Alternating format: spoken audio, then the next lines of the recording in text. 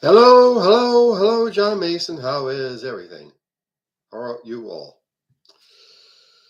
Now, as you know, there's a big drive terrorizing school boards funded by these astroturf groups that, pseudo grassroots movements to change education into indoctrination, to eliminate all intelligent discussion about African American issues, Hispanic American issues, and LGBTQ plus issues,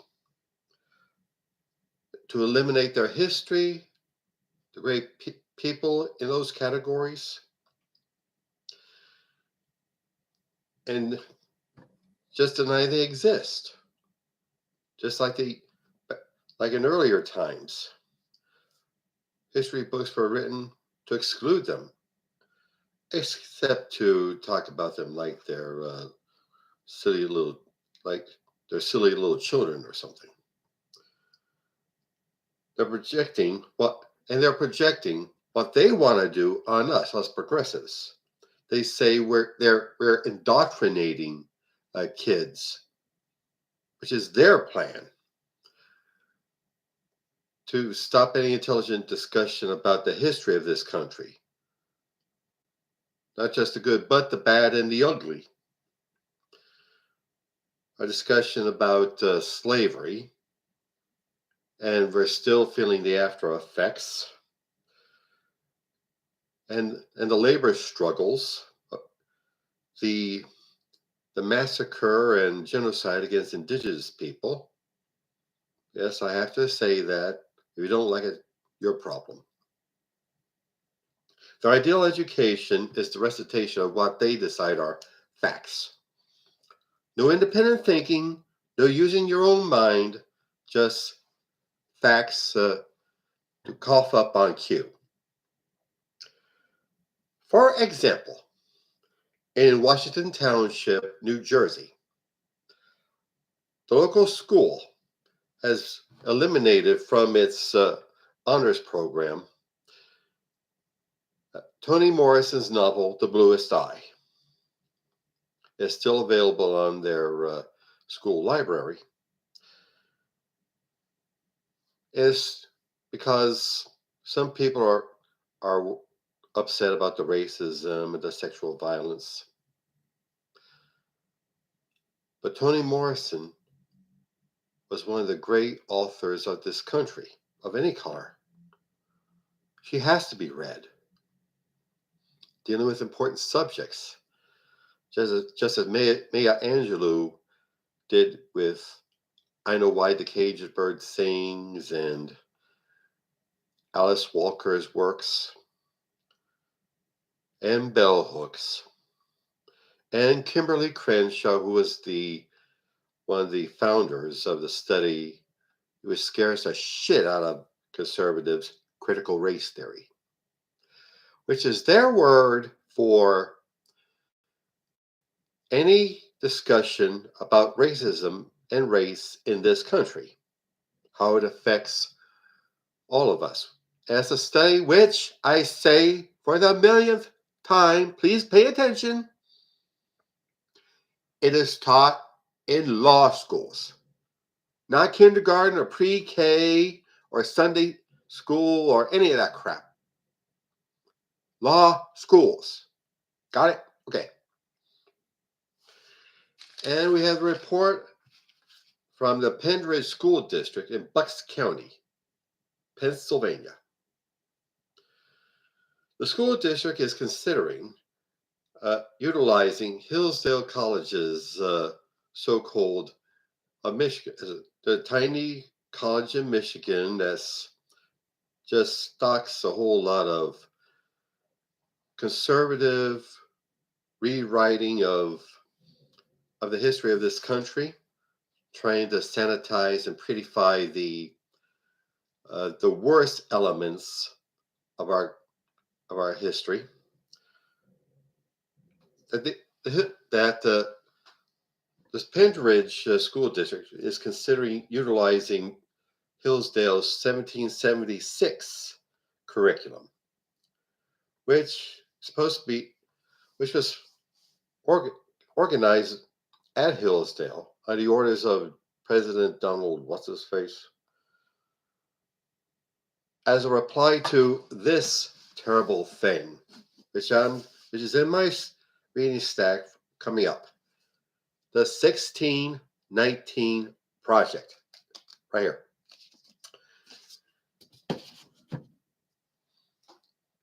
And it sanitizes the founding fathers,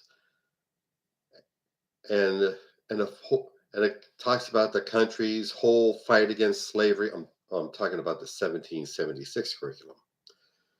And never mind the long struggle for centuries to eliminate slavery, the fact that several of our presidents up to Lincoln were slave owners, and never mind the fact that the federal government did everything in its power to accommodate the southern states' maintenance of its precious slave system.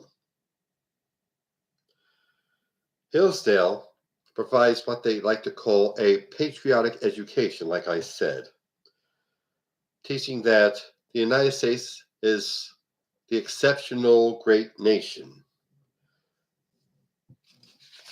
and calling the presidents Lyndon Johnson and Franklin Roosevelt socialists, and not the conservative mainstream politicians who are answering to a series of terrible social issues that needed to be addressed right away. Here's a little story which gives me a little bit of hope out of Tuscaloosa, Alabama.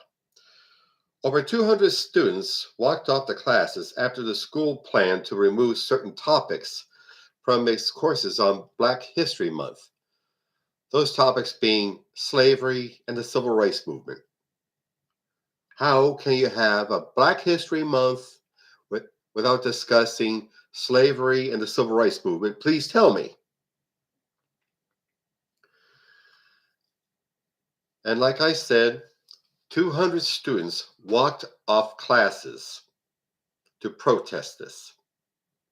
See, they really want to learn all about Black history, which is seriously part of our nation's history. They want to be protected from it.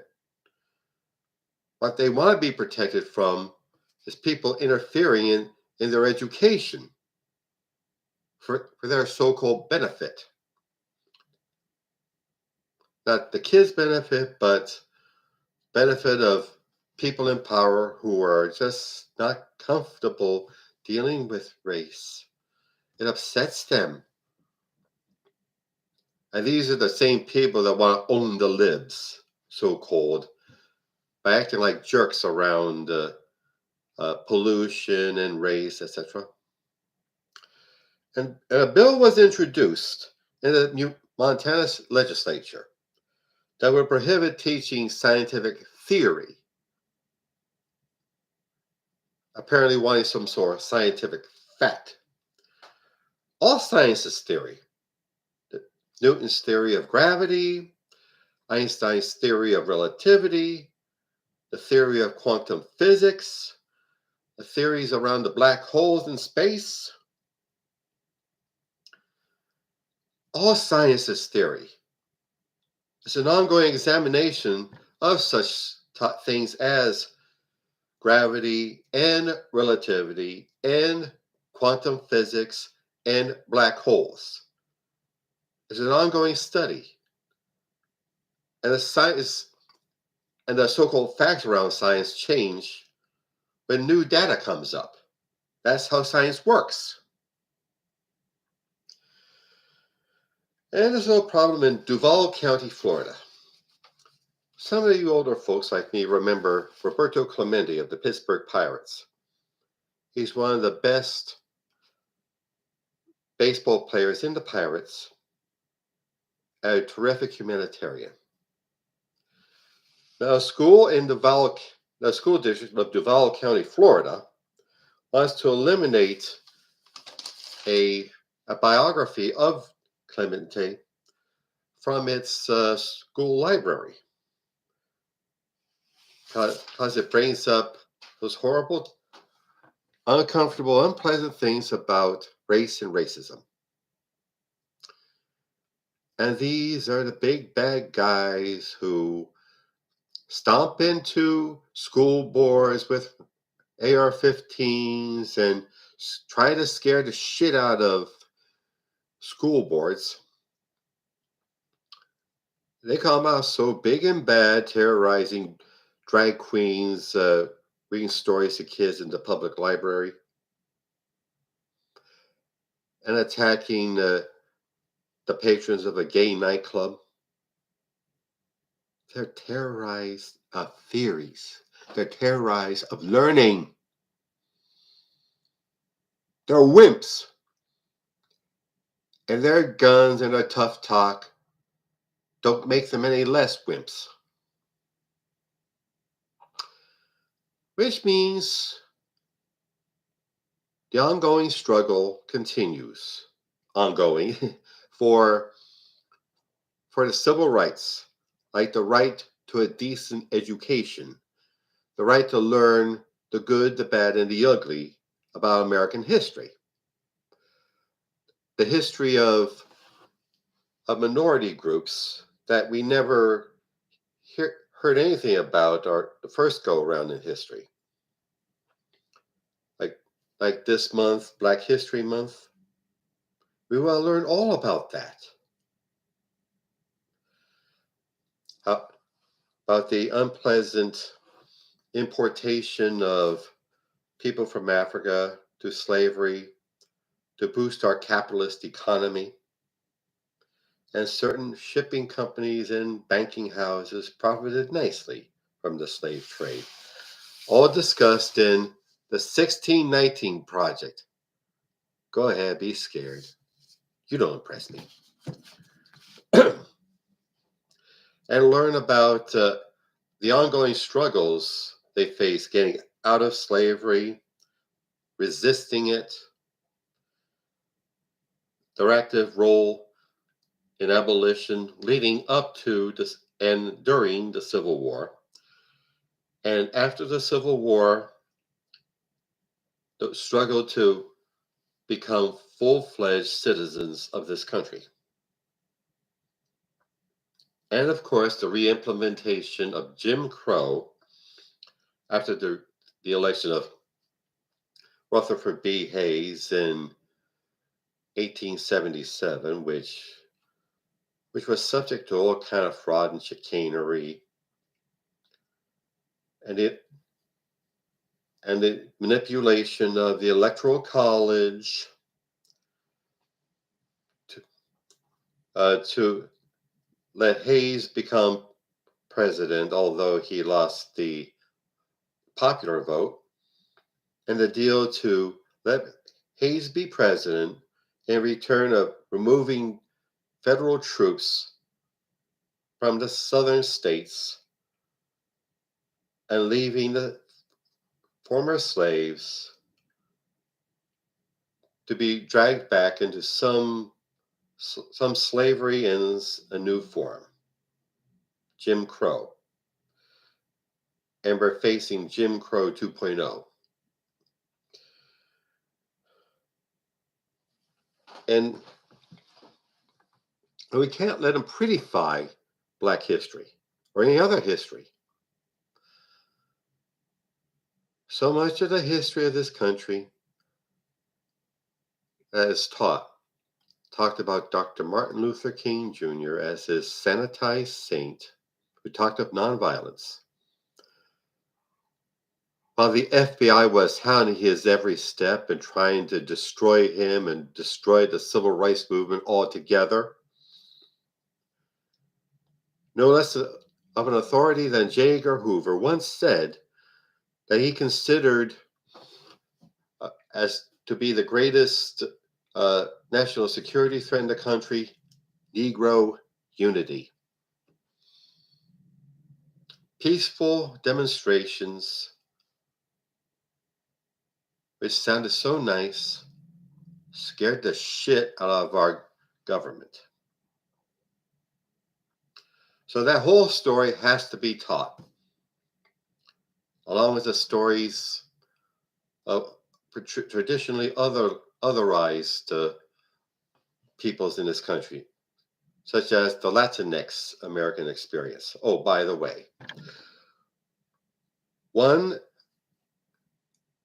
Sarah Huckabee Sanders, who was the press mouthpiece for Donald Trump at the start of his administration, has been elected, why, governor of Arkansas. And one of her first acts in a state which is way behind in crime and health care and education and employment,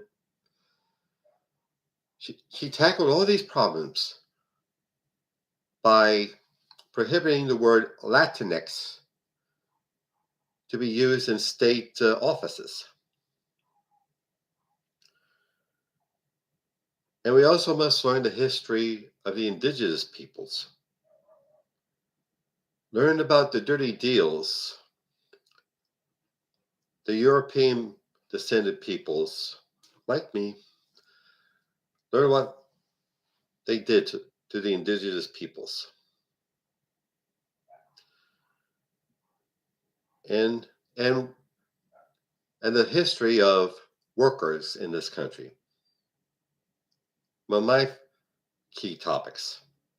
The history of workers trying to organize and fight for their rights to just a decent living on the job and off, and the struggles they had to face, the casualties they took, and the victories won at terrible cost.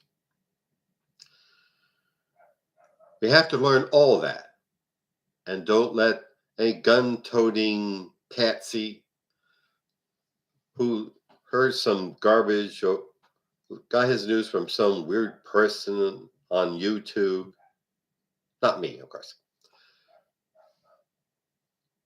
That's how they get their news, by these crap ass news outlets, so called, like Newsmax and OAN. And another one coming up, another right wing news outlet called The First. This one promises to be even weirder than Fox or OAN or Newsmax, because their chief personalities will be Bill O'Reilly, who was removed from Fox News for sexual misconduct, and Dana Loesch, the scary lady from NRA TV. Learn, no matter how old you are, learn the country's real history, so we don't make the mistakes of the past, so we don't remake the mistakes of the past, and make the future even better, God willing. Okay, that's my rant for today. And now, advertisements. How can I not advertise my own work?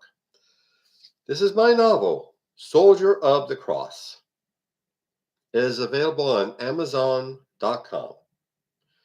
It is the story of a man, David Lucas, who, after an early life of boozing, whoring, and drugging and school bullying,